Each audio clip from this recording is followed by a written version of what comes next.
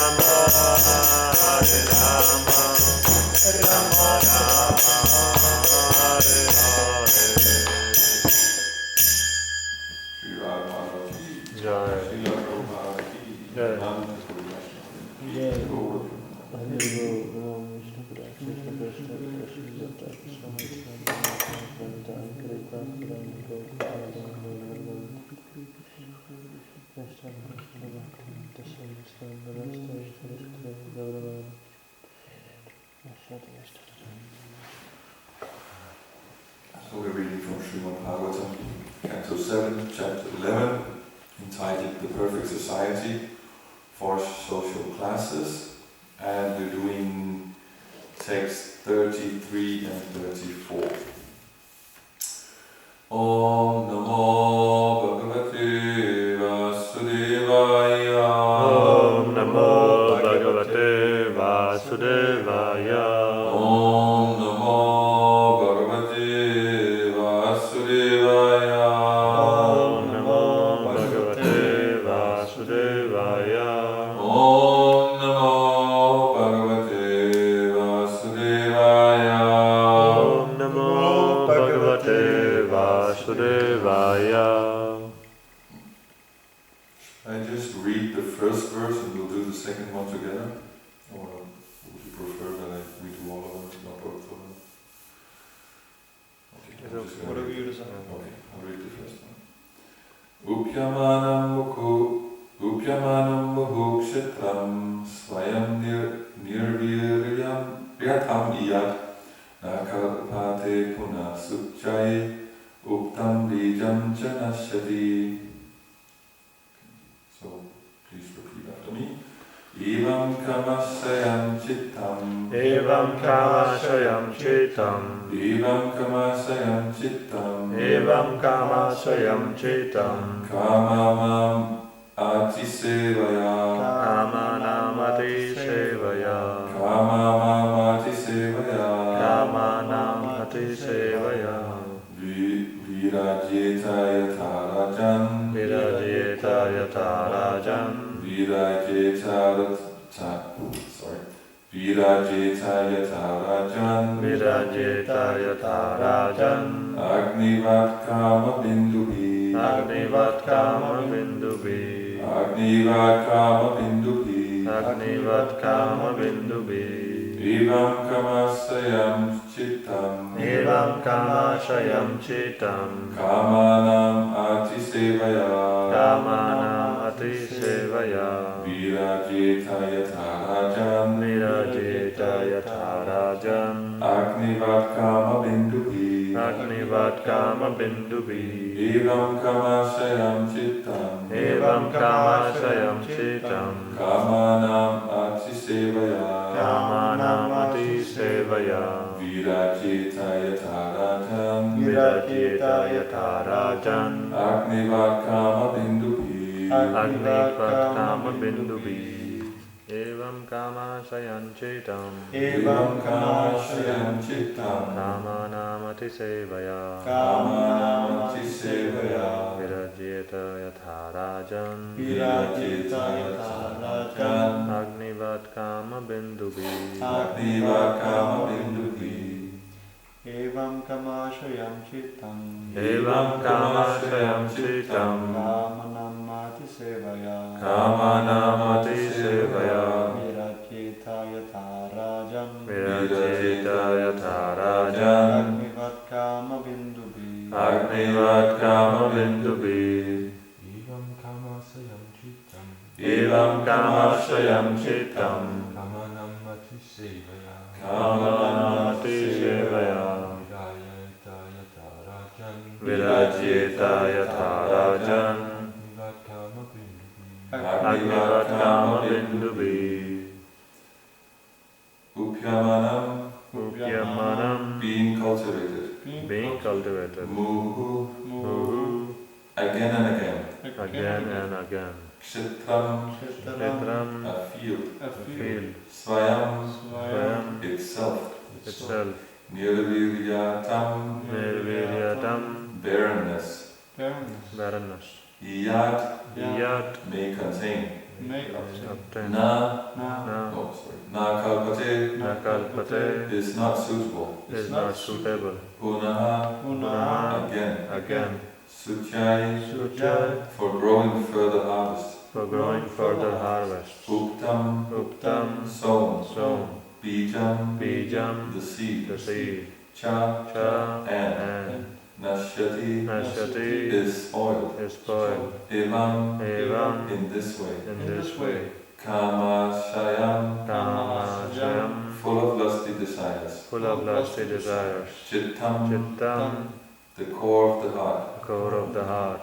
Kamanam, of the desirable objects. Atisevaya, by enjoyment. Over and over again. Virajeta, may become detached. Yatha, just as. Rajan, O king. Agnivat, a fire. Kama bindubihi, by small drops of clarified butter. Translation and purport by His Divine Grace, A.C. Bhaktivedanta Swami Srila Prabhupada Prabhupada Ki. My dear king, if an agricultural field is cultivated again and again, the power of its production decreases, and whatever seeds are sown there are lost. Just as drops of ghee on a fire never extinguishes the fire, but a flood of ghee will. Similarly, overindulgence in lusty desires mitigates such desires entirely. Purport. If one continuously sprinkles drops of ghee on the fire will not be extinguished. But if one suddenly puts a lump of ghee on the fire may possibly be extinguished entirely.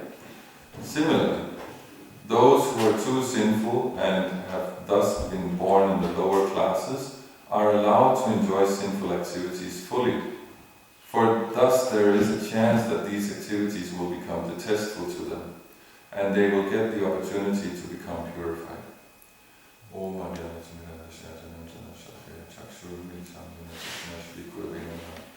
Sri Chaitanya Manovistam Stavitam Yena Bhutri Swayam Rupa Pradamayan Dadati Swavatam Nabhascha Kripasindudevacha Paritanam Pavanebhyo Vaishnavebhyo Namo Namaha. Jai Shri Krishna Chaitanya Prabhu Nityananda Shri Advaita Gadadhar Shri Hare Krishna Krishna Krishna Hare Hare Hare Ram Ram Ram Hare Hare.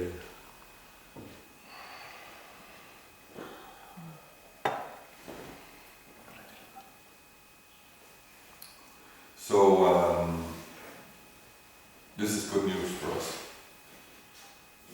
because we're technically subhuman, and we have an opportunity. It's very important here that we understand what is good fortune for us.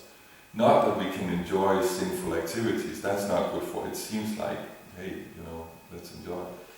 But we have actually the opportunity to get purified. That's the good fortune. That actually there are different ways of learning and just going out and doing something and seeing what happens. That's the lowest one, but it works. It does work, and sometimes it's what's needed. Just while I was in Norway, Mahabali was on Sankirtan. He met this young man, and this man was just fed up with all of it. He was just so tired of material life, and he was just ready to listen, because society was giving him this image of what he was supposed to achieve in order to be happy, and it was just not working, So I've also been in that situation. Maybe some of you have also been in that situation where you're just looking at it and it's just not working anymore. Any drug addict will agree that they're just chasing the first high. I mean, the feeling is gone, the taste is gone, but they're just chasing that initial.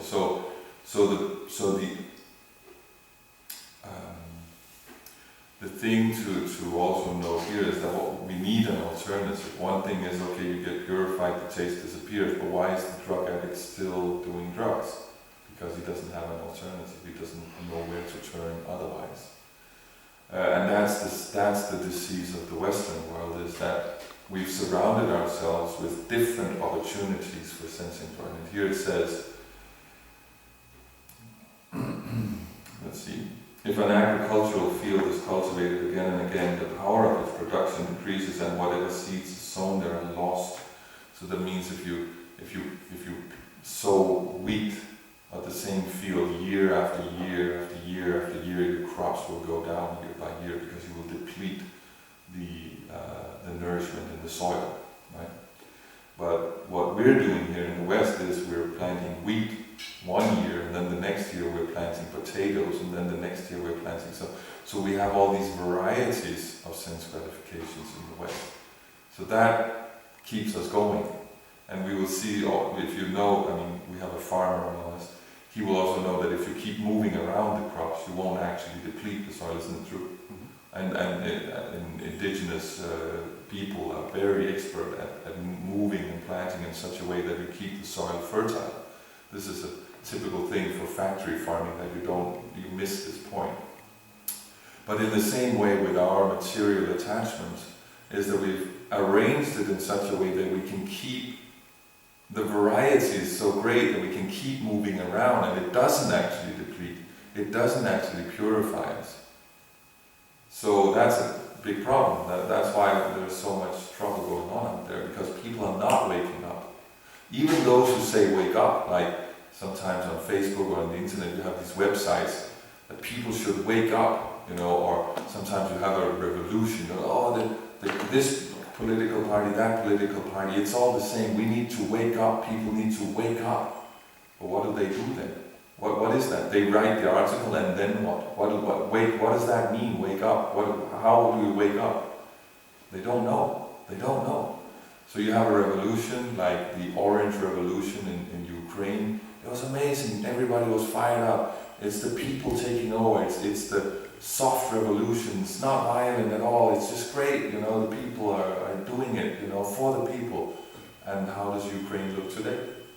It's a war-torn country, 10 years later. So what about Egypt? We have the Arabian Spring, It was amazing. Everyone got together and they were there and everything was happening and they were taking over. Gone with this archaic regime of tyranny. Now the people are in power. So where's Egypt today? We just had a shooting at a hotel a couple of days ago. Nothing changes. Nothing. Because they don't know the alternative. What is the alternative? The alternative is spiritual. It's not material. So before we acknowledge that, before we read Bhagavatam, before we chant Hare Krishna, no amount of revolution or goodwill or whatever you have, some say, oh, now because the internet we can do it, everybody can communicate, they can't cheat us in life. But no, but you're part of the problem yourself. So they don't understand that. So that's why we have to understand this in a proper context, that it'll only work if we have the alternative, and it'll only work if there's actually some sense of regulation. If you just keep moving around, this was one thing that I was very intrigued at by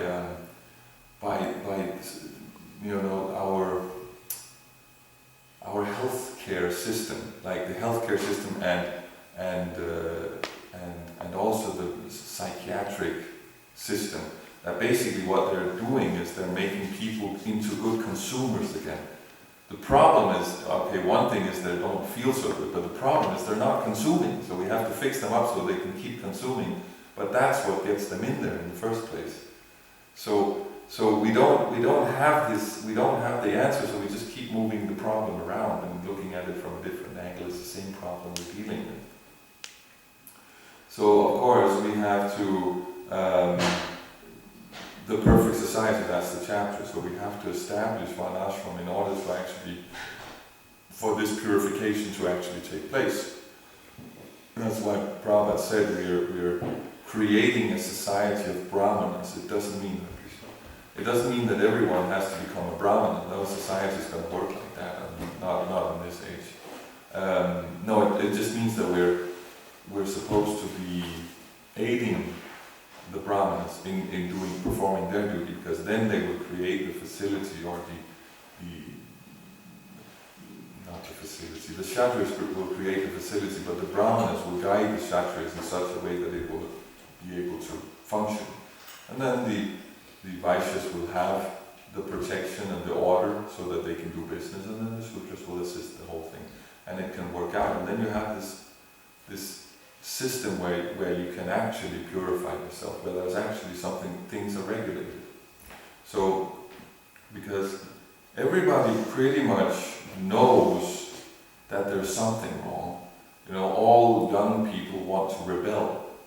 Not all young, but most young people at some point, there's some rebellion. You get a tattoo, or you do some graffiti, or whatever it is. There's some idea that this society is not actually taking care of me. But how are you going to rebel? I mean, look at the politicians who are running this country. They're worse criminals than anybody. How are you going to, your little graffiti is going to make a difference or impress these people? There's a case in England now where a lot of government officials and politicians and big businessmen are suspected of being in like a pedophile ring, where they would have these insane arrangements with orphan children, and this is real. These are the people who are running the country. So how are you going to rebel against that with your dinky little graffiti spray can? You know, so you can't really make a material rebellion against a material monster. You know, it's like the material society of the West is a monster of material energy that you're powerless. You can't rebel, you can't change it. What you can do is you can transcend it. So if you transcend it, then it's like the example is given of the snake where the fangs are taken out. It's like it can bite, but the teeth are not there, so it can't administer the poison of material contamination. So it's just kind of gnawing at you, nothing happens. So that's the objective of this knowledge that we're being given here, that we're being given the knowledge of how it's supposed to work, so that we can see how it's not supposed to work, and then by that we can transcend it, right? That, okay, this is not working. There's the illusion that there's something here for me can be dispelled in that way. This is what it's talking about. Thus there is a chance that these activities will become distasteful to them, and they will get the opportunity to become purified. That we can see it doesn't really matter whatever variety is out there. It's all in one box of useless, or at best useless, at worst destructive, right? So we see like there was a guest yesterday, and he said he said about the class yesterday that some of the points were annoyingly good, because everybody actually can understand Vedanta, because it speaks to the soul. It doesn't speak to the conditioning, it speaks to the soul, so the soul will recognize it. And then the annoying part is when that conflicts with the conditioning. There's a conditioning saying, I want to enjoy, or I've deserved it, or I can somehow get some taste from it, and then suddenly there's a realization that you can't. So that has to be administered very, preferably expertly, but at least with some knowledge, because if you do too much, that confliction or that conflict becomes too great. So which is why I very rarely talk about like meat eating, because everybody knows it's wrong, but they're addicted to it, so that conflict immediately comes. I mean, you can say that now we're vegetarians, but talking about the sinful nature of meat eating, my experience is it's too much for people. They can't, because they can't stop, they can't stop themselves. So everybody takes shelter of something, and a materialist takes shelter of material energy. So some take shelter of meat eating, some of intoxication, some of sex life, or money if they're a little more intelligent, power if they're a little more intelligent. And in this context, we're just talking material intelligence, because from a spiritual perspective, it's all ignorance. But if you attack that head on, then that's going to be a problem in terms of this purification, because you're removing their shelter before you're giving them another shelter to kind of take. All right. So ideally, you'd work with some of the things that they're not attached to. Does that make sense? If you're working with an artist, then you can talk about, well, those people in power, it's not like they're really happy. The artist will be able to understand that, because it's not him, it's not like directly at him. And then we have a general idea that the material world is not as it seems. So then we give an alternative. Then we give an alternative shelter, taking shelter of Krishna, taking shelter of this process by which you transcend the modes of material nature, and thus put yourself in a situation where it doesn't matter what happens around you, right? That you will always be safe, because you can deal with anything. That sounds pretty good. Now the mind is on board, right? Now the mind thinks, this could actually work better than what I've got. Then you can start pointing out that, yeah, because what you've got has this problem and that problem, and then it's actually strengthening that transition period. But that has to be done like with some finesse. If you're too quick out of the gate and start criticizing what they've already taken shelter of or whatever, then the risk is that we'll drive them away, because they feel like we're taking something away from them, right? We always want to add something to our life, because we are spiritual. So that means for us, normal is expansion. Right? Everything spiritual expands. The spiritual world always expands. The moods expands. The paraphernalia, everything expands. So we're used to that. So that's why when we're in the material world, it doesn't make sense when everything decays. That's where suffering comes from. So what we're missing is that we're not supposed to be in the material world, right? So then we're supposed to, if we want to get people involved, we want to add something to their life. You can do whatever you want, whatever you do, just do it as an offering for Krishna. So you just keep doing whatever you're doing, and then you add a little Krishna consciousness. And then as we're adding, we can start also subtracting some of the more detrimental parts of their material existence, right? And then suddenly that purification comes. So that's the recommended way of purification, that there's some guidance, right? That's why we have the whole parampara system, because that works universally, that works all the time, even when you're a very advanced devotee. Like Prabhupada, he may not have had much association of his Guru Maharaj, but those instructions that he had made everything perfect. It's just that two things, print books, preached in the West. Bus, and we have ISKCON now because of those two things, right? So the guidance is extremely important. But that can only work if someone has acknowledged that I cannot do this on my own. That's the problem usually when we have problems communicating with these materialists or